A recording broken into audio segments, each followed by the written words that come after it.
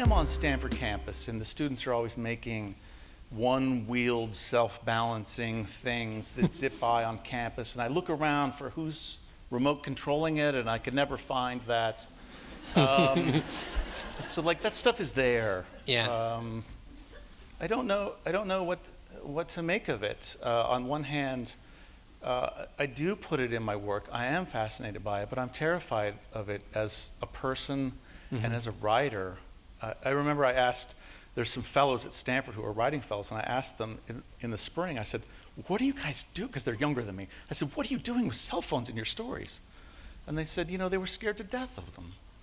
I mean, think of having a device in a short story that can make instant communication, instant revelation of feelings from a distance, perhaps anonymously, that can share any information. Think what that does to plot, you know? Because it's a linear form that's based on the slow revelation, of course, withholding of information that ruins it. And what does it do to brooding and dwelling, of humans pondering, of getting up the courage to make themselves vulnerable to confront other human beings about what matters? When you could just, people say, why didn't they just text? Right. And that's true.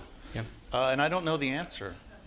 Yeah, this has been an issue that has come up in some conversations I've had with writers, and it's becoming more and more difficult to work around it. I think in the beginning you could just ignore technology in your story to a certain extent, but as it becomes much more pervasive, I think you just have to deal with it. Yeah. Well, the answer is that people are writing period fiction. Exactly. It really is. I think I'm serious, I think there's a huge swelling of it. I'm seeing a lot of applications to people writing in the age before cell phones. And I'm writing a piece right now that's kind of set in prehistory, and yet it's in my mind.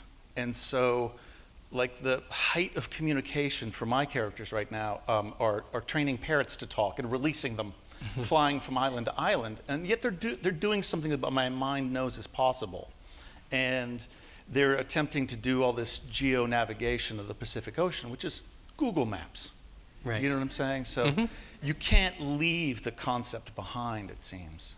I think what happens is, if you include the technology, it's pretty soon a period piece too.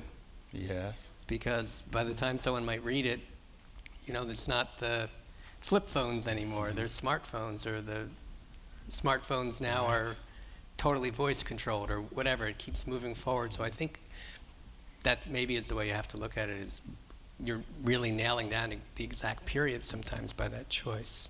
Or to write in the future. Or to write the future. That way you don't date yourself.